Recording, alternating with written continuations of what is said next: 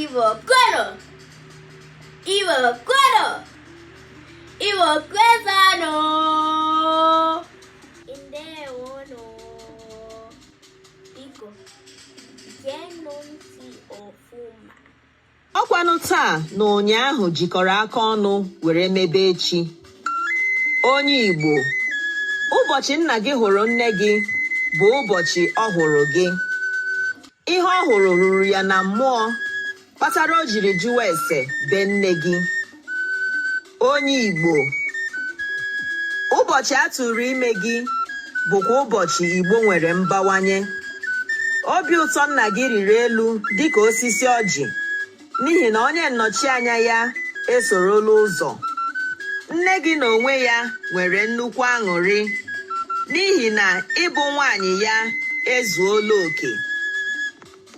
Onye Igbo, ọmụmụ gị bụ ihe omimi. Nna gị kelere chi ya na ndị nna nna ya. Ikwu na ibe gbakọtara ọnụ nwee aṅụrị, gọọ ọfọ ma kelee Chukwu n'isi gị n'ihi na nwa bụ nwa ọha. A gụrụ gị aha gosiri ka obi dị ndị mụrụ gị. Ị meghere ọnụ ụzọ ámá nna gị.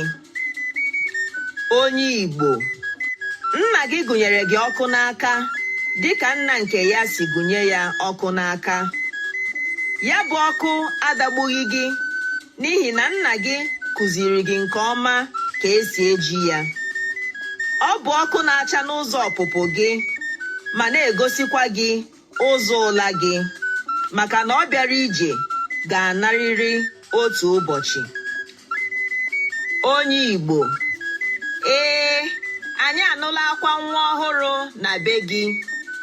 Onye mere ihe nna ya mere bụ dike. Ama nna gị niile na-agba egwu ọṅụ kemgbe ha nụrụ ya na ntị, maka na ụzọ ha agaghị echi.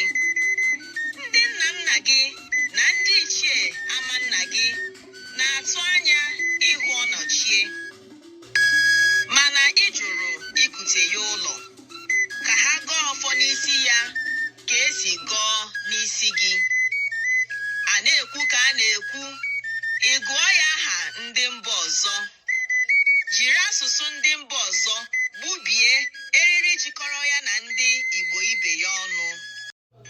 Onye Igbo, na-ekene ka ọkụ ịgụnyere nwa gị n'aka na-achọzi ịdagbu ya ebe ị jụrụ ịkụziri ya ka esi eji ya nke ọma. Mara amara na okoro adịghị ka ibe na-echu ụra. Hụkere nwa gị ọkụ ịgụnyere ya n'aka ka ọ gosi ya ụzọ ọpụpụ ya ma gosikwa ya ụzọ ụla ya, ka ọ ghara ịbụ onye furu efu. Onye Igbo, kụziere nwa gị asụsụ Igbo. Onye Igbo, kụziere nwa gị asụsụ Igbo.